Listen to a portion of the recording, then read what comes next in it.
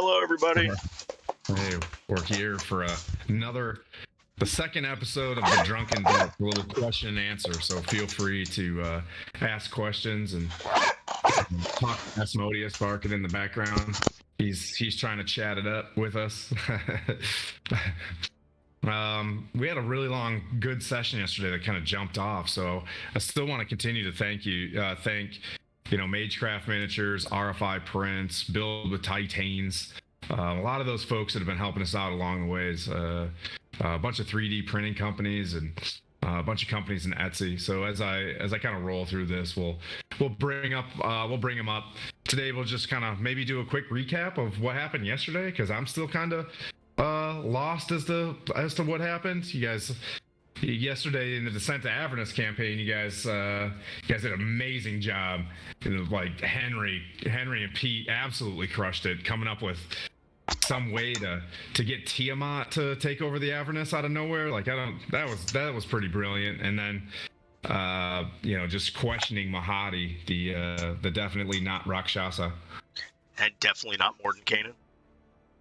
and Mordenkainen. Yeah, I gotta tell you, the campaign it's difficult because like there's these big encounters, not encounters like combat encounters, and it'll only be like 2 paragraphs long. So you have to you travel to this place, it gives you a brief description. So it's kind of on the dungeon master to be like, well, I could really slow things down in this moment and just NPC this thing all the way, or I could just, hey, stop sign to stop sign. Like, hey, he comes out and he's like, Zariel's not here, and then you just go to the next spot or whatever. So. Well, that's what was funny. Like, so Henry and Pete did all that awesome RP. I'm like, man, I gotta do something with Mordenkainen. Yeah. Gotta do something. I don't know what, but I'll try to do something. Yeah. So what was the last part? You guys hit the obelisk and you found out that the wizard's a monkey, and he's just like, hey, I need you to it was, so to me it was funny. It's like, okay, we're on this wild goose chase where somebody says, okay, you got to go here, and then we go to the next place, and we go there and they say, it's not here, it's over there, and we go to that place, and that guy's like, I'm sorry, I can't help you, but you go talk to that guy over there. The princess is in another castle. Yeah, it's like, son of a bitch.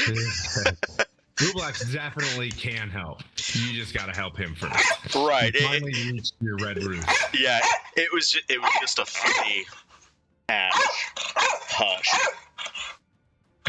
hush. He wants to talk. You're not a part of this game. I mean, actually you are, but just in a very different way.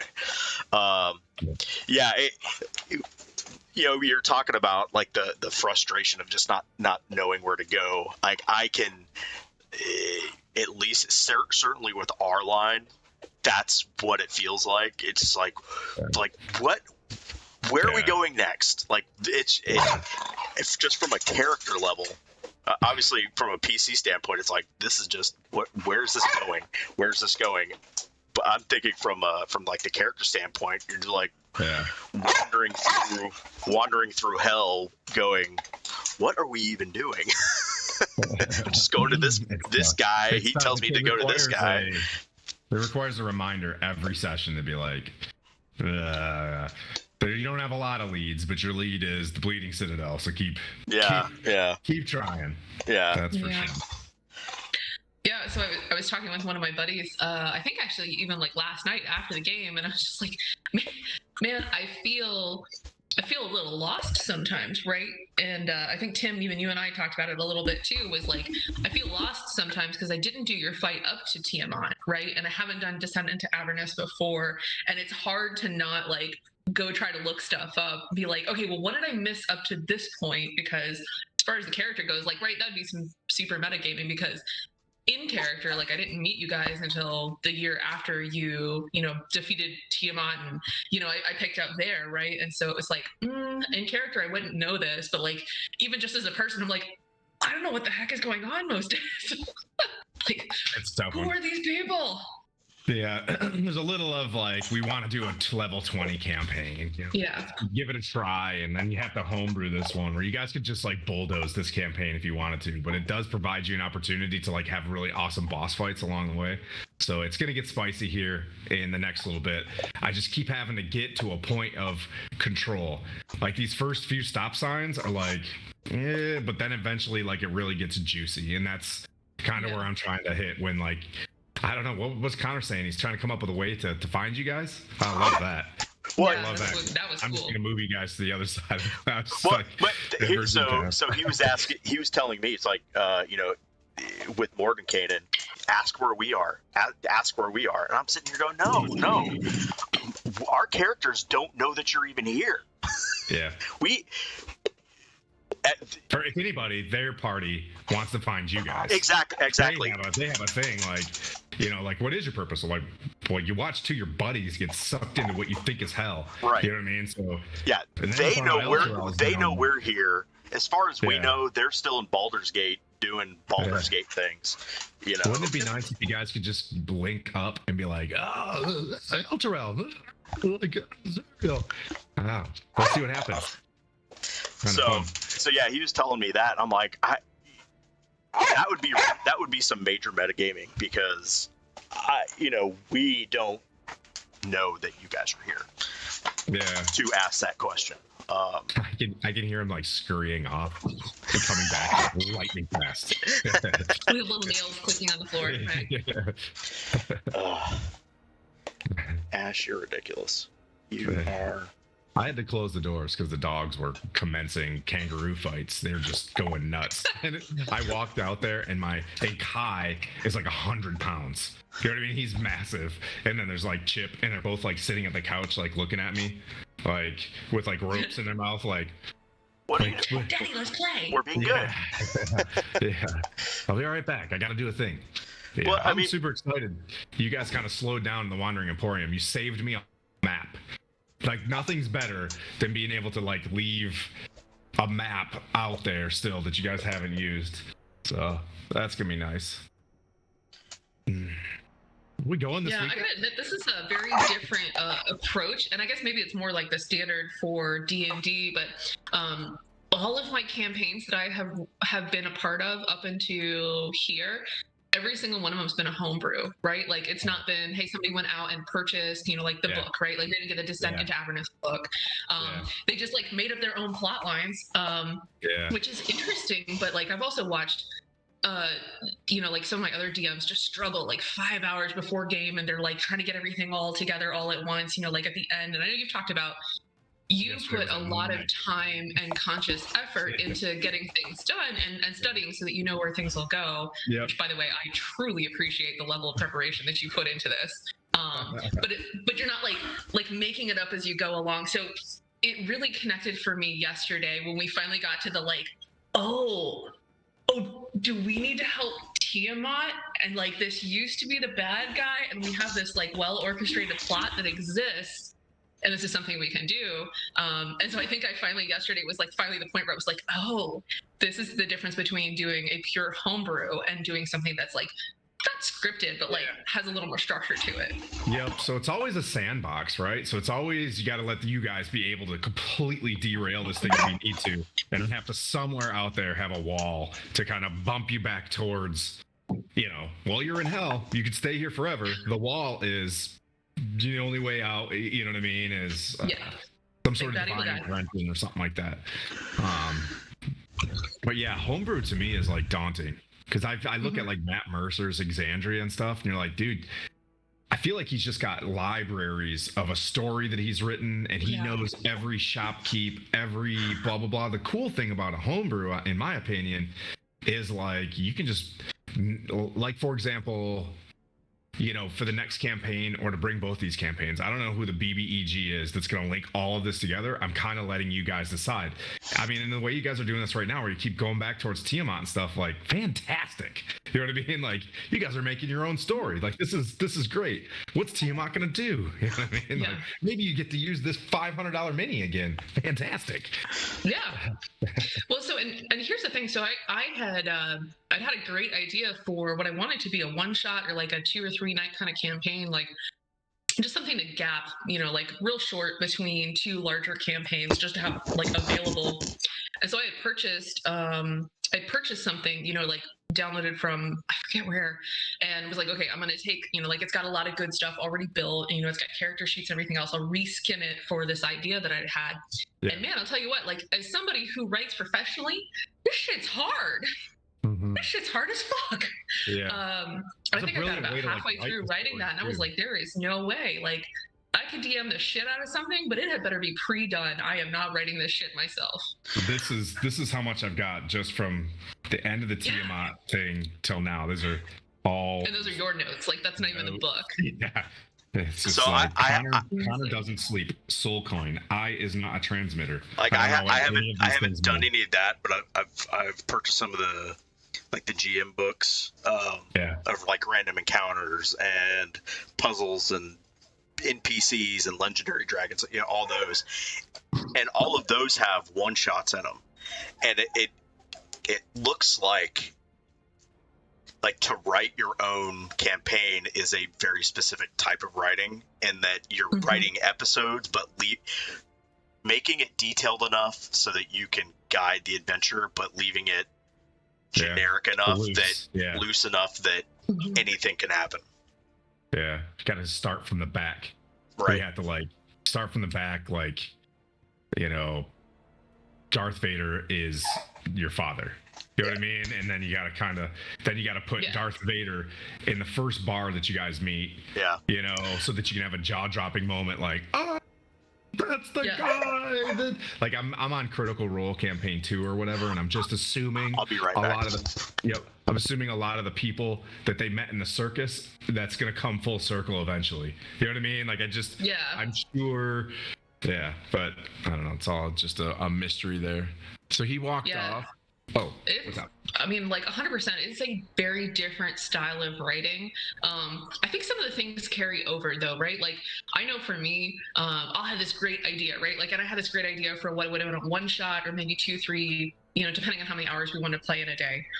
I'm like, this is great. I think I could do this. I need, I'll just build my characters, my bad guys, set them on the quest, and just go. A couple encounters, and then there you are. And then I realized, you run into the same problems that you run into when you create plot for any other thing. And it's, if you don't know how it ends, you will never get there. You can write the beginning. Yeah. You're never going to get the middle if you don't know how it ends. So I've read this probably 5 times. I'll read it all the way through, and then I'll read it again, right? And then I'll do the chapter that we're on, and then the next chapter, so that I don't step through something that's supposed to be some sort of plot hook or whatever. So I'm constantly reading this one and the next, and then this one, because you get to a point where when you're on the paths, it's only 2 paragraphs long, so I just read ahead.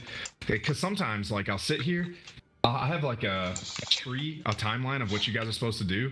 And yesterday, I just skipped through 3 things for the guys, for the barbarians. I was like, okay, I'm starting to feel that this other party is going to get wise and come up with some hairball, screwball way of getting a hold of you guys. So I need to get them to a point real quick where they know something. So I was just like, let's get going.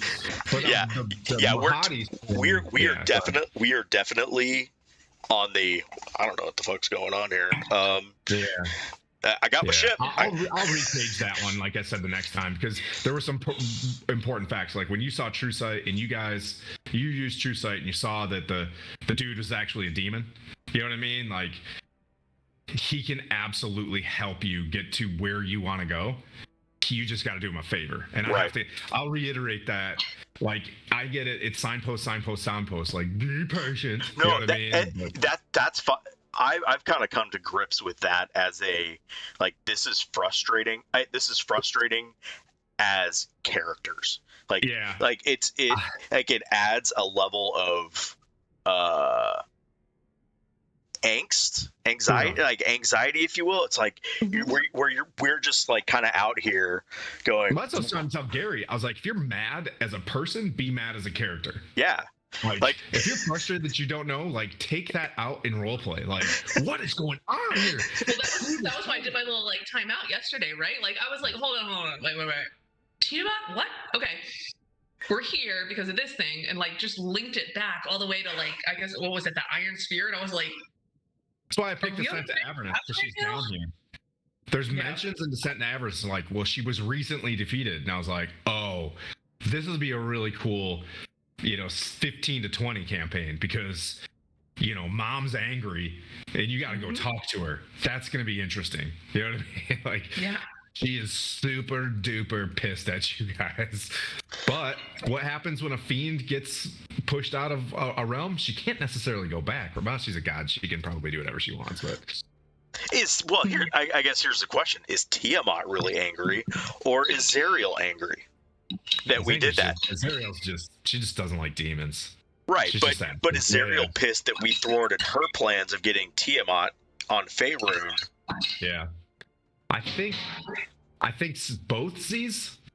You know what I mean? Like Tiamat and Tiamat's fan of like Archon the Cruel and Crawl and all the Abishai. They're not like bros to Zariel. They're not helping her cause. No, So no, obviously not that. But Zariel was trying to, Oh yeah. yeah. Yeah. So I'm just sitting here thinking, obviously Tiamat wants to get into Faerun for her own things, but if you look at it closely enough, did she just do an okey doke? Did she do this thing over here while she did that thing over here? Yeah, exactly. Is she that's what I fine? was trying to it was all part of the plan, because what is it with devils and demons? Like they're 3 steps ahead of you. So when you sign the contract, you know what I mean? Like you're never getting out of the contract. But, right. So that's like the number one thing it says. Like, don't put a devil out there unless you're absolutely certain that this is going to punish them in some weird way. When you go swing the sword three episodes from now, it just turns to ash, and you're like, oh, crap. By the way, I totally thought you were drinking pickle juice like just a second ago. You pulled up that water bottle. I'm like, my God, is that a giant thing of pickles? Like, how hungover are you, dude? 12-year-old Nalgene. I see that thing I've seen that thing all the time, and I always think it's pickle juice. That's what I need to start saying. Now it's like, ew, tomato juice. Celsius is quite possibly the best. After post D&D days, your brain just completely smoked from trying. And yesterday, oh my God, all the tech issues, every single poor Skylar. I was just ripping him to shreds prior to everybody walking in. I was like, kicking cameras working and blah blah blah. But the funny thing is as a DM, you need so many different levels of patience. So I set up cameras so the 2 people could arrive here and watch, because they were coming over. And then they were like, as soon as I got it set up, I went through all the things. They're like, hey, I'm gonna play from home. And Krista, had a really long night at work, so she didn't come down. I was like, oh no, I could have used that time. Yeah. But yeah, I just smile and All right, now that I'm finished with my lunch, I'm gonna move into my living room. So you guys get the tour to house right now. So hi, this is my kitchen. That's a pretty nice base house, I gotta say. It's brand new, man. They just finished building it a month before we moved in. Sorry, baby. Sorry, I think I might have just stepped on my cat. Whoops. I was like, was that a cat? Yeah, so I moved in 21, and it had just finished being built, so brand new. We call the old base housing Chernobyl, because they tore it down it's down to the studs. All right. That's Patrick or South Patrick Shores used to be all base housing, and they condemned the entire area about 10 years ago, 15 years ago, and razed all the houses, and they're still not even built, because I think the land is still contaminated from God knows what 50 years of dumping space stuff. Yeah, so we have they tore everything down basically to the foundations, and so you can run past it in the mornings or whatever, and there's all these just basic foundations, and I look at them and I'm like, I seem to remember that these were almost like townhouses, they were right next to each other, and you look at them, you're like, these are tiny, I don't think my living room would fit the footprint of this thing right now. God, no wonder nobody wanted to live on base. But the new ones are pretty nice. only a few things that I would say I don't really like, but no mold, fortunately. So there's that. That's always good in Florida, for sure. Yeah, no kidding. Did we go the whole session without combat last one? Yes. Yeah, I don't think I rolled. I don't think I rolled really anything except bizarre. like perception checks. Yeah, it was a bizarre. I had like some Mad Max things set up, but it was just like kind of pacing. So I was like, all right, well, save those for over here. Yep. Yeah, no It's combat. hard to run 2 combats. I think that would just be so. Like, there's a chance that may happen. Like, if they're combat and then you roll into combat, that'd be. I don't know if I have to decide like whether or not that's got a good pace, but we'll see. Oh, if both groups end up in combat at the same time. Mm-hmm. I think the way that we're doing it episodically, Yeah. it works. It can work because you're just doing a cutscene, and it's like, okay, finish this combat. Cutscene. Transition. I guess if figuring out a good transition from one scene to the next. Meanwhile, yeah. What's the campaign 2 question you got up there? What we're going? Oh no, I keep looking at it. Just discuss like what's in store for this year. Yeah, I don't know. I'm still torn on what campaign to run. Like, Dragonlance seems so juicy. But I kind of still want to do the Phandalin thing, and I think because of the way that Tiamat ended, and we kind of do this in the same timeline, the fact that the Giants weren't really involved, I think that's a really good time to like have something really juicy going on north of the spine of the world. I think that's kind of fun. The only bad thing about that, Skylar, is I have 0 icy terrain. So I hate to I'm on Etsy like, oh god. Do I just take a light white coating and just spray over the dwarven horns that I have right now? And like a little bit of blue, and then just hit it with a white highlight. Yeah. Just put a blue filter on it. If you ever look up Organized DM, she makes some amazing stuff out of foam for like really, like it's inexpensive, and like I have been able to be like, instead of buying like tons and tons of dwarven forge, just like go in and she just sends a box of like cave and just like ta-da, done. I think it's that, and there's another one like chunky terrain. I gotta look them up on Etsy. Dungeon Chunks. That's another brilliant one. It takes a little time because he paints them, or they paint them, and then But yeah, I have to start. I need to start reading ahead, because I think if we finish in March, we're gonna jump right into a Phandalin thing. Did we decide? Are we doing dragons of ice, dragons of whatever isles, or are we doing the Phandalin one? Is it Icewind Dale? Dragons of. Hold on a second. I've got D&D Beyond. Dragons of something peak. I've got that one. Dragon of Icespire Peak. Is that that's the Phandalin one as well? That's the Phandalin one. Those are the that's D&D a starter set cartoon. Yeah, but it's like the D&D the cartoon. Those are the minis I heard. I haven't even opened this yet. This is the one we want to run to start. I don't know. You've mentioned Icewind Dale, running that, but Dragon of Icespire Peak is I think it starts in the same place. Yeah, it actually starts in Phandalin. So if we want to start in Phandalin, do that. And honestly, we could always end up like just kind of like we've done with this, Phandalin into Horde of the Dragon Queen into God knows whatever, and end up with this. We could always I would run Horde of the Dragon Queen again in a heartbeat. I am in love with that campaign. Horde to Tyranny of Dragons is probably, I don't know, that one's a blast. Like, it's very, very Dungeons and Dragons. I think Chalt would be fun, Tomb of Annihilation. But what I was thinking is, how we do 2 campaigns? Like, we do boop, boop, boop, Storm King's Thunder, and then we finish going after a Siserac or something like that. Like, I don't know how I would be able to trickle that in, but that would be a cool juxtaposition or whatever, a transition. Excuse me, I'm just throwing out words that aren't even, like, relatable to what I'm saying. But go from like cold and freezing to hot and sweaty would be kind of cool. Well, and how do you go from Faerun? Juxtaposition was the right word. Yeah, Was it? Yeah, I was But- afraid. Juxtaposition was the right word. Yeah. but the question is, how do you go from from Faerun to Dragon? Two different worlds. I think Yeah. that's easy. That's a Well, like you got pulled. right. Scooby-Doo.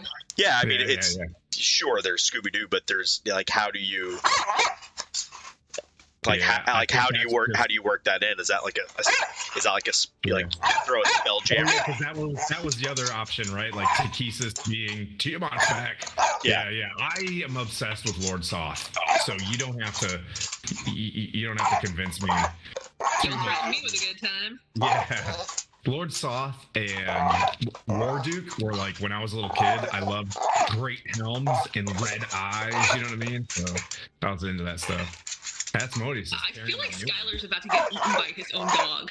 Yeah, He's he's going wild. just looking from outside, and he's like, "What is going on here?" Is he just spinning wildly?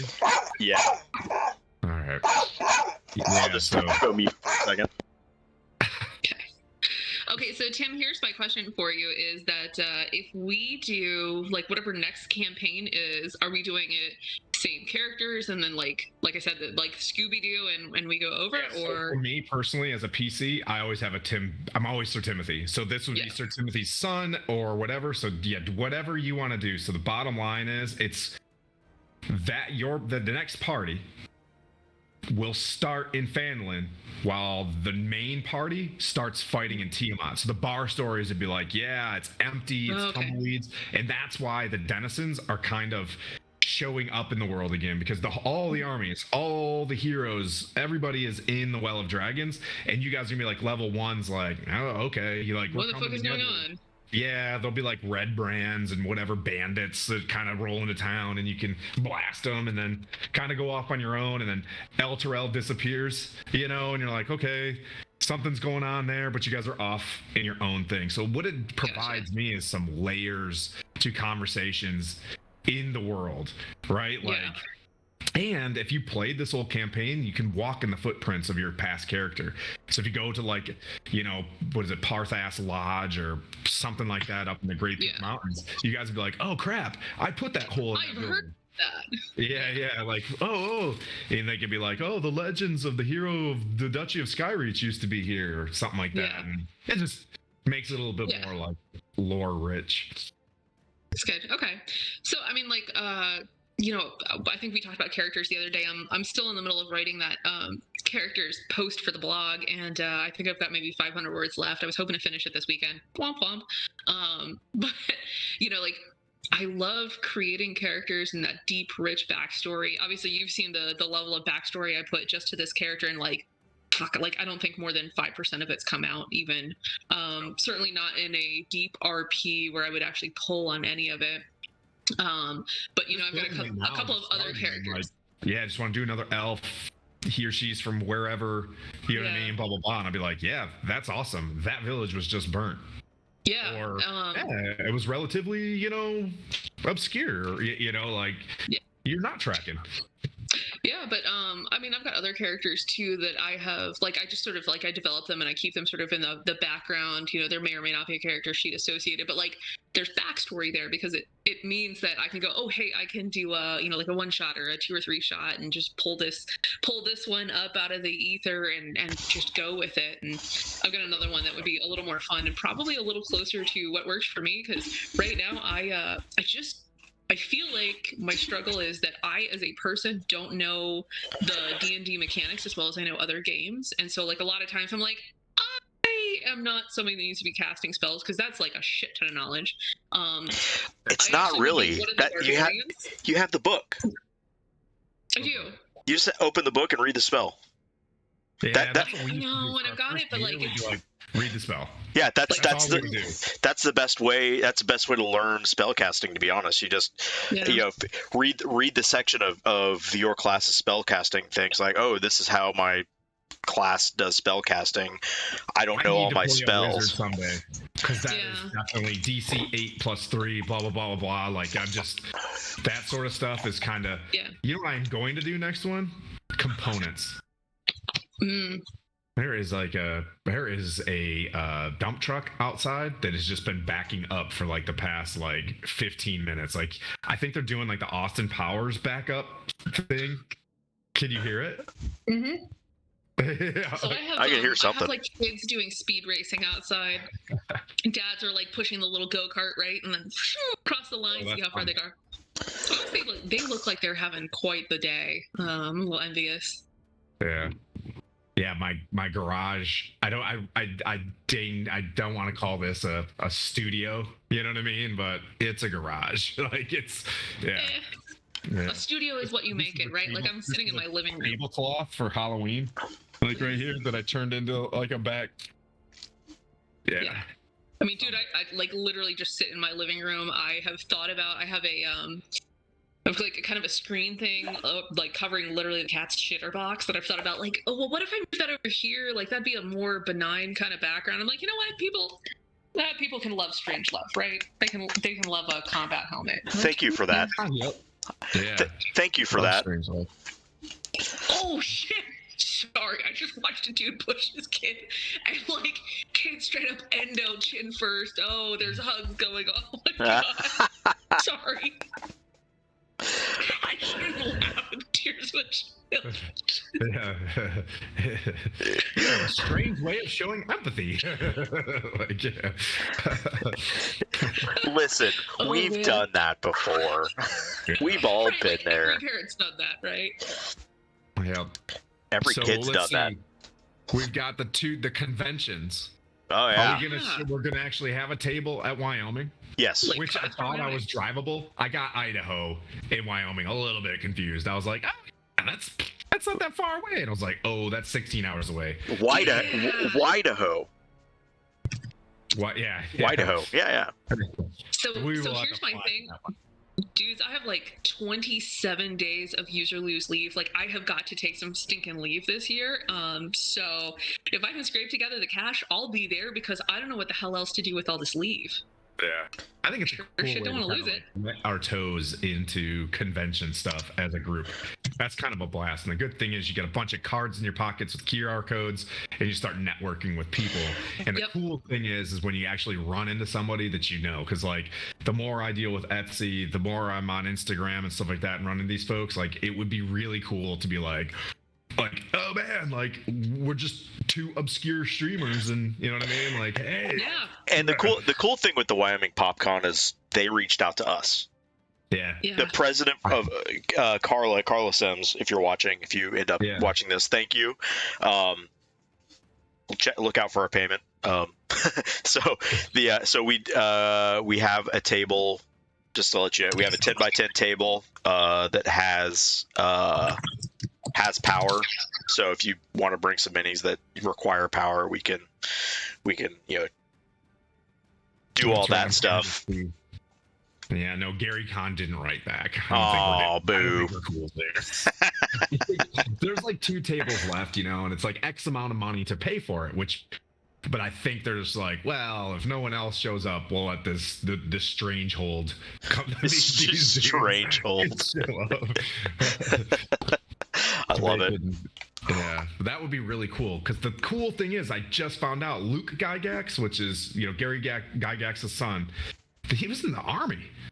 Like, dude, yeah, like I think he just retired. I was like, oh, what? That's so cool that there are other veteran types that are into tabletop RPG, because it's like not exactly like the coolest thing to do in a culture of dip spit and Velcro and you know what I mean, baseball hats and Glocks, so it's like it's kind of stepping out of that kind of world. So when you see like another nerd, it's just like, oh sweet, I'm not alone. I'm learning. Well, there's the whole EDub thing in the Air Force. Like, well, if you like these types of things, you're an EDub. But I think there's a a fair amount of people in the military who enjoy this type of stuff, but it's, I don't want to say it's frowned upon, but it's taboo. It's still taboo. It's whether bred. you like it or not, I'll say like it's bred out of you in a way, but you still enjoy it secret. Like, I mean, like you said, you have all these guys who are like, "Wait, what are you doing? Oh, this is awesome. This is cool." That's the thing. Is like a lot of folks that are like kind of against it. Once they start playing, they're like, "Oh, this is," and then This is actually fun. here comes like all sorts of backstory for a character. You know what I mean? Like, I love bringing people into the game because I love watching. Cause I've been living vicariously through someone else. I would love to play in my campaign. I was telling Skylar, like, I just want to play in this campaign so much. Because when we play Witcher, like, man, I'm just going hard in the paint with plate mail and just I love it so much. Poor Aaron, but it's going funny. to keep. I have a suggestion for Aaron and I. I was watching the stream last night, and I think, it's not to be a diva or anything like that, but I think having us in our own box above the map on Twitch might be valuable, and I'm going to give him this camera. So when he's up moving around, you can see more of his facial expressions and whatnot, because the way we have it set up for Witcher is like, baby's in the corner. You know what I mean? And like, yeah, it just kind of helps, like, I don't know, having the DM, because I end up talking 99% of the stream. You know what I mean? Like, so we'll have to figure that out. I think we have some more dynamic stuff to work on. Yeah, that part. Can you pull out of that box without it being weird? I can. That's OBS is foreign to me. Well, that's what I need to figure out with. Like for the next campaign, like how many people are we going to have? Are we going to have That's going to be tough. Well, it's like, A, how many people are we going to have? 2, are we going to limit the number of people that are going to be able to participate in each session? 8. Yeah, I think the way we've been doing it, and we've been really blessed, is it's always been 10 to make 6 in D&D. Usually you just we'll have 10, but the problem is when all 10 arrive. So what is I think the answer, we just have to come up with something to balance it out. Just be like, hey, the first 8 or the first people to click the checkbox and scheduling and stuff, you're in.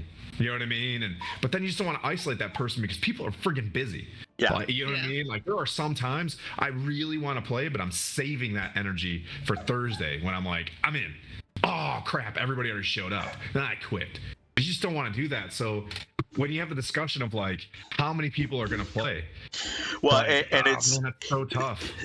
So it leads into the, I don't want to be the bad guy being like, man, we're already full.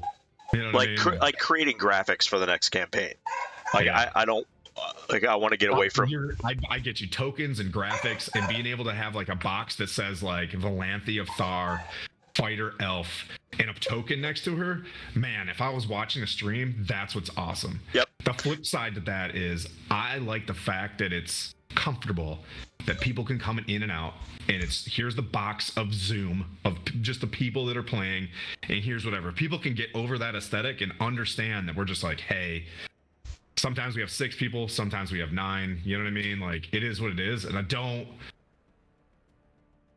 think people have too much of a day job, and I want people to have a day job. Yep. So we have to work with that balance. I think we try our best to be like, hey, here's the 6 main characters that we know have been showing up forever and ever. The bottom box are the other 3 of you guys. Are you okay with that? You know what I mean? And I think that some people that are just like, okay, so you could do that as well. You could be like the DM, you, Valanthe, Henry, you know what I mean? Connor, the folks that are the staple of the audience that have been there for the 3 years or whatever. Like, here you guys go. Here's your box. Because if you watch other streams, and I've noticed it, and I'll give you a shout out, Judgy DM and Dungeon Mechanics and Swole Initiative and stuff like that. Like, those people aren't on, they just leave it blank. They leave that box like blank, and it's just like, gone for the day or whatever, but you can kind of see their character still in that box. So you could build all 8 You know what I mean? Like over here, like 1, 2, Right. 3, 4, 5, on that keypad. And if they're not in, they're not in. So you just leave it blank for the day, like camera off. Try that. That's Modius's bag. But yeah, Like- there's tons of different ways. So Wyoming, PopCon, yeah, we could do that. There's no questions out in the Twitch universe, No. No, it's just but it is what it is. Content's content. I woke up this morning and I was gonna try to post a reel, and I was like, nah, I'll just post a picture. I feel like I'm exhausting social media right now, so I'm just going to post a pic. That's a hard thing too, right? Balancing just enough content with too much, right? Like, how often do I market the book? How often do I put a post out to the, like to the book club email list, right? There's so many there's like companies that manage this sort of stuff. Yeah, man. I'll tell you what, like the marketing part, it's its entire own job. That was the one thing that shocked me of like being a professional author. Where do I sink most of my time? It's marketing my damn book. Yeah, there's like a weird balance that I've noticed. It's just like you don't want to post more than 2 to 3 things a day. There are things that man, really I don't even post that much. Yeah, because you'll get like I feel like you get throttled if you start like posting more than that. So nothing more like a story, a reel, and a post. It's kind of how what seems like a good balance. The thing is man, you got a day job. I'll find myself anxious about like, why am I stressed about Dungeons and Dragons right now? You know what I mean? Like, why am I stressed about posting things? Now, if it's a book and you're publishing and stuff, that's a different story. That's right. Yeah, because I can kind of pick like what's my core, stick to the core, and so that's the thing is under the author persona, right? Like, I write thrillers, I write military thrillers, so my core is like adventure girl, right? Like, if I can post something and tie it to like, this is adventure shit, this is thrilling shit, cosplay girl, hashtag, you know what I mean? Like cosplay, or I just ran a super fucking long race that nobody's ever gonna run, or I'm about to go rock climbing or skydiving, or like cool shit, right? Like, that's easy to post. I'm like, hey, like, I'm a thriller author, this is where I get all my inspiration from, like, done deal. D&D is tougher, right? Like, that's your niche is a lot smaller. There's a lot of emotion in D&D right now. Like, I was, like Hasbro comments and stuff like that. There are people that like live and die by creative content. Like, there are a lot of people that were like building up into something. And the weird thing about this is I don't know, this might end up burning the world to the ground, but there's like this movie, right? Like, so oh my god, we've been playing really strong for 3.5 years, and it's like, oh man, when this movie kicks off, there is going to be Strangers Thing bandwagon that's just gonna roll into this thing, and there's gonna be people who are like, I want to play this game. Like, all the duffers are gonna show up like, hey, I want to do some D&D, I want to look like Chris Pratt and believe that I can be cool, right? Like, and those of us that like, Chris Pratt would and then we run the risk of we're the hipster nerds that are like, no, I love D&D before it was cool. Don't come into my space, right? And like, nobody wants to be that gatekeeper. That's an asshole. We definitely ran into a serious I call it nerd bullies. Dude, so if you look at the French history page that I ran, in the initial phases of that, if you got like the uniform wrong, if you said a regiment was in a place, that people would go off on you. Like, how do you not know your history? Like, I run the archives at blah blah blah, you don't know anything. And it's like, dude, I'm just trying to proliferate knowledge. I'm not getting paid. I'm just here to spread the word. Word of Dungeons and Dragons. I have made $0. As a matter of fact, if you look around this room, I'm negative thousands of dollars right now. We're just having fun. People get like, really rice bowled. They protect it. It's crazy. Like, and if you get into any of the kind of like cosplay, or you want to do any of the stuff like associated, like you want to do more than just play the game, like, oh man, people get crazy. Like, oh, your cosplay isn't super fucking accurate to book blah blah blah, and you're like, actually, I based it on book 7, not 3, when it was later and they had this. You're like, whoa, but, and then they throw a fucking hissing fit, and you're like, okay, nerd boy, got it. I think we wanted to do a Ren fair, and I started collecting, aluminum armor because I'm not about to wear like legit 75 pounds of plate armor. Yeah, but then I saw this Clonk, post the other day, like shout out to the Ren Fair people that actually wear like exactly realistic plate.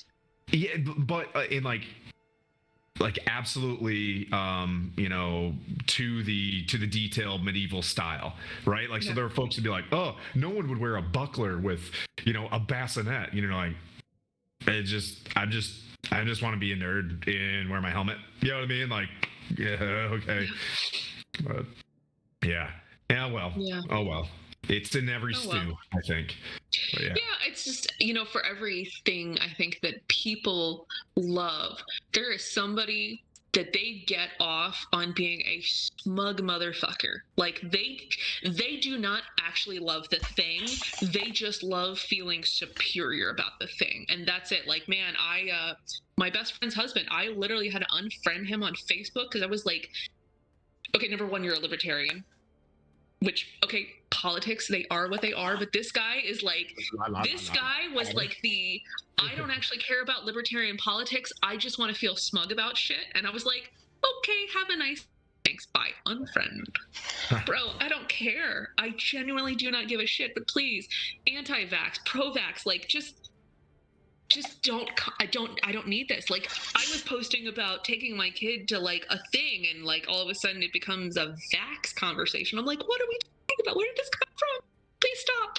That's from walking through the dark forest of Facebook anyway. It's like, you're gonna it's like, if you just you could ask anything there, and like all of a sudden it'll get turned on you. But yeah, like my legal name Facebook, I almost never post on there, and maybe it's like a picture of my kid, or like my kid and I are doing something fun, but obviously mark it through the author page, and that's associated with like a whole author Facebook page. And like, yeah, like every time I'm like, put on the blinders, just walk, just go, like, don't look, just go, just don't look, just reach the author page. That's why I'm like, compared to you two, I'm the antithesis of social media. Like, I have it, but I don't do anything.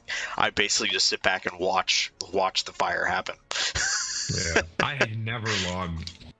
Like, I'll log in like really quick, and I just, as soon as I log into Facebook, it's so guilty because it's just like, oh man, I missed a birthday, I missed a baby being born, and blah blah blah blah blah. And like, do I heart this guy? But then they're gonna see that I hearted that guy, and I'm just like, I'm out. I'm just like, I just like go through the shrubbery like. Gary's Thomas and Gary are in the chat. And Gary says the secret's to not give a shit what all those losers think. Hey Gary. Hey Gary. What's going on of us? We went through what we thought happened yesterday in the campaign. It went like sideways towards the end. But yeah. So you guys are on your way to the Mirror of Mustafar? Yes. Okay. I got that out. Okay. Yeah, I remember turning off the stream, and I had like a piercing headache, and I'm like, where did we go? So Chris and I actually, for like one of the first times, sat down and watched the stream last night. Wow. Have you ever done that? And you're just like, ugh, I hate the sound of my voice. And you're just like, see, that's why I don't watch the stream. So do you remember after the whole thing with the Bleeding Citadel and how we didn't know it, and I told you, go look at my notes, look what I put in my notes, I do not forget this. My God, Ash, he's just standing in the door of Alicia's office, just barking at her, just it's ridiculous. Anyway, so I wrote down Ubalux Wizard, and then I said fucking Mirror of Mustafar. Ub wants their assistance. That's like, that one's a fun one. So that one's fun. I can't wait to do that interaction. I'm super excited about the next few spots for you guys. Yeah. Asmodeus says he's going hard in the paint. Poor doggy. Yeah. But, yep. Let's see what else. What do we got up there? This is what happens when you have heartworms and you're on heartworm, not prevention, but killing heartworms. And he's not allowed to do any exercise at all. and he's got a ton of energy that I can't let him get rid of. Yeah. So it's like, that's what I got to do with my fur babies here in a sec. Gotta go give them some attention. Come here. I've been locked down in Dungeons and Dragons mode. But yeah. Any more questions out in the Twitch universe? Let's see. We went through. Okay, so Gary, Mega, Gen Con, probably we're shooting at maybe going to like visit as a crew. Yeah. We just gearing up in Stronghold merch and just walking around and just like pushing over other nerd bullies. You know what I mean? Just like, what do you know about Dungeons and Dragons? Flip their table. You know what I mean? Like, that's a good way. Small stack of books like on the corner, and I'm like, hi, would you like one? I'll sign it. Even I'll give you money to take it. And you really need to one up people about when they started Dungeons and Dragons. That's a very first question. Like, so when did we not just have this whole conversation of don't be a nerd, fucking gatekeeper, be an asshole? Yeah. Yeah. Don't do that. But that's what being a nerd is all about, is gatekeeping. That's super fun. I'll catch myself doing it.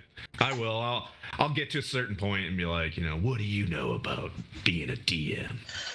See, the thing I love about nerd culture though is like you can be super deep in like one thing and know nothing about something else. Like anime and me, like I don't know what I'm doing. Like, right? I got into it because my son was into Naruto, and I watched all of it from end to end because I have like OCD, and I was like, I'm watching every single one. Like you have to see all of it, right? By the time I got to like episode 6 billion, my son wasn't into it anymore. He was in some Titan. There's a Titan, and everybody dies. Teen Titan? No, it's Escape from Titan? No, I don't know. I think it's Attack. Yeah. Attack on Titan. I'm just an elderly man that doesn't know the things, but I was trying to be on his, like have a, discussion about Naruto. But yeah, that I tried my best. See, yeah, like it's weird though. Like you can be super deep on one thing, Attack on Titan, and nothing else. Yeah. Yes. Attack on Titan. I was told I need to watch that one. It's like, okay. Usually when people come at, they're like, you need to watch this one. I'll be like resistant to it, and then I'm like, you're right. I really needed to watch that one.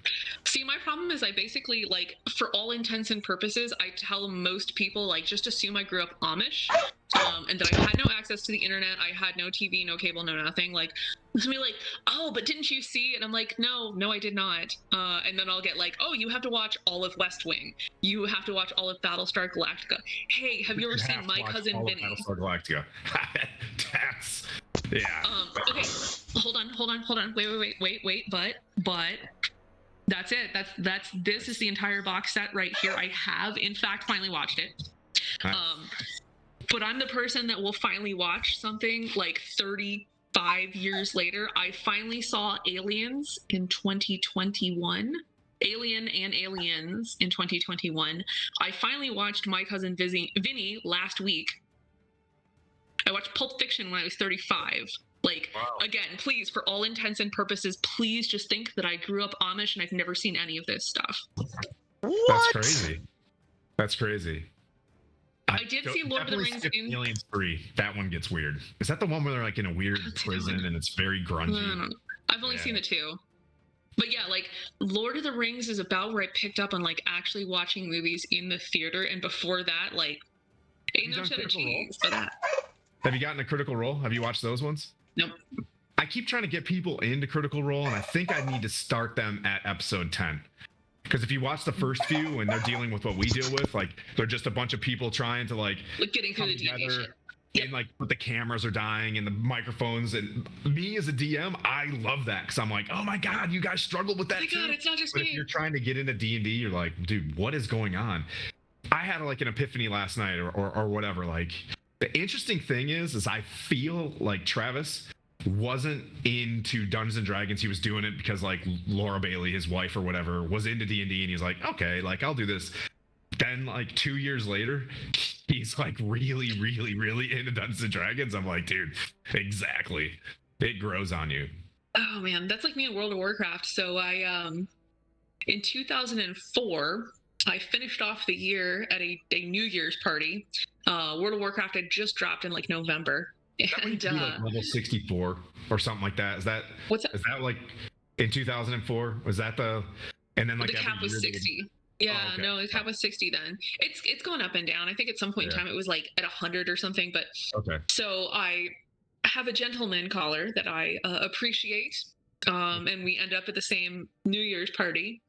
And so, of course, on New Year's Day then of 2005, I wake up and go downstairs, and there he is playing World of Warcraft at like 6 a.m. in his boxers, like because of course he does. And I'm like, hey, like, what's this? And me being me and relatively young, and that's just my jam. I just kind of sit down on his lap, and I'm like, hey, what are we doing now? And 18 years later. he was wearing shorts. He was wearing boxer shorts at the time, so it wasn't anything too obscene. But like, I'm watching him play, and I'm like, this sounds cool. I want to play this. Yeah. 17, 18 years later now, I'm still playing World of Warcraft. He's not. I don't know if I've spoken to him in like at least a decade, but You still play WoW? nuts to him. Yeah, man. Yeah. Oh man, Good I gave it up. So I'm currently on a classic server. We're doing classic Wrath of the Lich King with a raiding guild, and we're all like, yes, Uludar's like dropping on the 19th. It drops on Thursday, like, or Tuesday, and I'm like, okay, I'm about to be like traveling for work, and am I gonna have good enough internet? Like, can I play? That kind of thing. You sound like me when I was a lieutenant and a captain. Because that was me. That would be when I started. I started. I mean, I've been playing I started playing Warcraft in '93. Yeah, exactly, Gary. In '93. Yeah. But yeah, I was obsessed with it. Through Wrath of the Lich King, I stopped playing for a minute. No, through Cataclysm, stopped playing. Yeah. Came back in Legion, and then Legion was bad. No, Legion was good. And then I just gave it up. Like it has become. It's not the game that it used to be. The community fucking blows. And then I started playing Final Fantasy 14, and it's fun. It's just fun. Oh my god. So I had a whole like friendship group blow up over the summer over Final Fantasy. So like the married couple I was playing with, and like we had one other friend that was in this like little group. Like we played Warcraft and we played all together, like did a lot of classic stuff. And they're like, yeah, no, we're gonna go back to Final Fantasy, like we're gonna keep playing this. And then like they love this game, right? And great for them. Like I'm happy for people that find things that they love, especially like when you're a couple, right? And you can find something you love and you love to do together. Like, great, that's amazing. I'm really happy for you. But like trying to load up a game that is that old, that has that much lore, that has that many like things, and it came up on my screen, and I'm like, I have visual acuities problems to begin with, right? Like there's a reason I'm on an EDub and not a pilot, and I'm like looking at this cluttered ass screen, and I'm like, guys, I don't even know what I'm looking at. Like I cannot figure out what the fuck I'm doing. Like I can't get out of the starting area. Neverwinter PS4 is like will definitely like blow up your eyes. Like every time you hit, like numbers just like fly. Well, and I'm like, guys, you guys gotta help me. I'll say from that standpoint, yes, Final Fantasy is definitely like that. But as a game, it is so much better than WoW in that it's like the story. The game is built around the story, and the storytelling in the game is absolutely amazing. And the gameplay is almost secondary to the story. So where WoW is like, there is no actual story. There's more, and there's some story as you play through each of the expansions. Like the problem for me though was like, if I can't get over the UI enough to be able to see the game, how am I ever going to get to any of that lore and story, right? Like I couldn't get out of the starting area because I couldn't figure out what the fuck I was looking at. Anyway, they got very upset that I did not like their game, and like things just kind of fell apart after that. So it's one of those, like, you feel bad, but at the same time, like, dude, if y'all loved this game enough and really wanted us to play, like, you would have sunk a little more time into like helping me figure this out. Like, how do I tame this UI to something useful? Anyway. Yeah, that's fair. That's fair. But just as like the community in the game is like WoW's was when it first came out. in 2004. Yeah. No, it's interesting. So like I'm in a like Wrath of the Lich King raiding guild right now, and they're pretty decent. Like I think they've got like some top tier shit on their like 10 mans, but like these people have all been playing together for 5 years at least, like basically since like Classic rebooted. It's like it's 3 years since Classic rebooted, and like they're all friends. They've been playing together for a while, and it's nice because it's kind of like a second family almost. I mean, Yeah. I mean, to the point of when I was coming back from surgery, like I had people like, hey, can I send you like take them a meal? Can I send you like a DoorDash gift card kind of stuff, like that kind of community? And I'm like, man, like this is adults like being supportive of other adults. This isn't like 18-year-olds like, oh dude, I can sneak you some beer, Yeah. So it's interesting, like the maturation of the community. It's very different. You're right. Like you're absolutely right. It's different from what it was 20 years ago, 15 years ago, but better. I don't know. Well, We'll kind of come up together. You're playing Classic, which is That's true. which is a different community than retail, and I think the retail community Fair. in general is hella toxic, super uber toxic, and it's just become that way, unfortunately. And I don't know, it's Druid PvP was a lot of fun, and yeah. I always played a warrior. I played a warrior, and then I played a shaman. Oh man, so I don't have the Twitch stream up, so I can't actually see any of the comments. But to everybody that loves like retail Warcraft, like thank you. I'm glad that you do. It's not for me right now. In fact, like I'm trying to decide whether or not I want to hang on for Uldar or go and actually finally play Dragonflight. I deleted Or it all. just not play Warcraft. I don't know. I can deleted it imagine all. trying to add another, like as a DM, like playing a console game, because I thought when I finished War College, my gift was Witcher, but this has been so slippery. Descent to Avernus being so slippery that I can't sit down in Witcher. Witcher takes a lot of your time. At least the last time, it's like you need to like have potions to be able to make a sword work and stuff like that, and it takes a lot of, you know what I mean, like cerebral capacity to get going. I mean, so to some people that's like fantastic, but I really want to get into Witcher. I want to play. There's new Baldur's Gate coming out too on PC, from what I'm tracking, or it's already out. I'm not sure. It's in early release. I've played through. I can never get through like the first. So is it linear? Is it like the old Baldur's Gate where like you kind of, you know what I mean, you go fight the snakes and then you go into the crystal shard and it's so you basically start off on a you start off with a Githyanki, helping out a Githyanki. That's not out yet? What do you No, mean? Whoa, it's really? not out. It's not released. It's been an early release for ever. Oh, okay. Well, dang. Liam said that there is a Baldur's Gate that is essentially D&D, the video game. Yes, like rolling. That's what the new Baldur's Gate is, but it's like not dice roll and stuff like that. Yeah, there's a dice Cool. roll in the game. Standard array, baby. All right. Yeah. Which, by the way, bringing up campaign, if you guys are gonna put in a character, you'll just pin it in the campaign 2 shenanigans. And then just standard array. If you want to start building your character, regular old standard array with, I think 15 is the highest. So yeah, 15 to 8.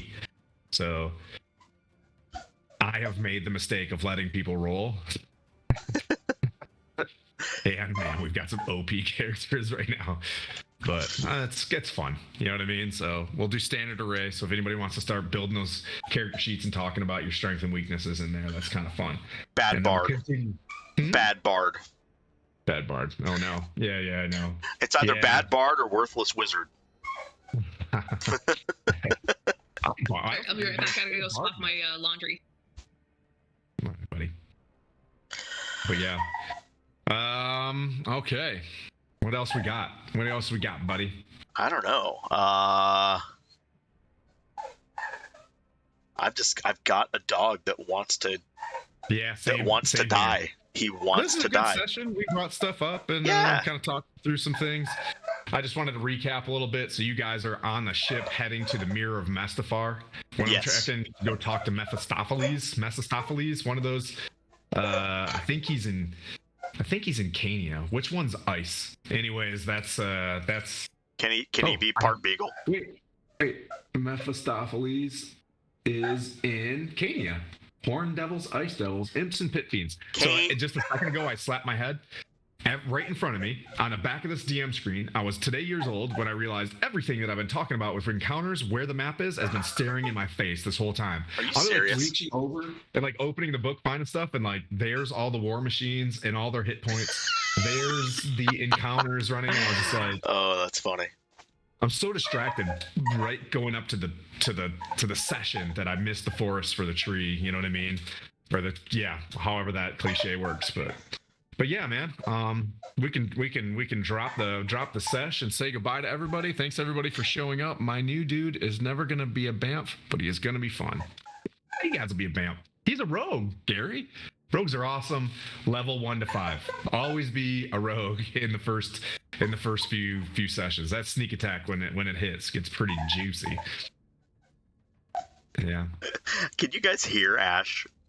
Nope. From here? Oh, I wish you I could gotta right go now. rescue my dogs though. That's Cool. That's my hinting cue. It's lunchtime. I gotta go make some sandwiches for the wee baron, and then and go take some puppies around, get some puppy energy out of them.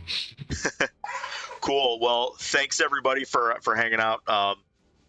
Yeah, thanks, Adam. I know it's a short session, good. but we'll see everybody next Sunday. Yeah, thanks, Wicked Ninja. Thanks, Gay Rights. Be happy you guys are showed up and hopped in the chat. We'll be back maybe next Sunday, same time, same station. We'll keep pressing the campaign a little bit farther as one party wraps it up in the Wondrous Emporium. You can look that up and Google it, and the other party goes and talks to a scary mirror, which I'm gonna have to. I might cosplay that one a little bit too.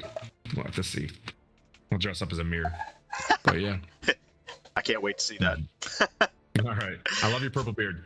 Thank you. Anyways, Thank you. ciao everybody. Have a good one, guys.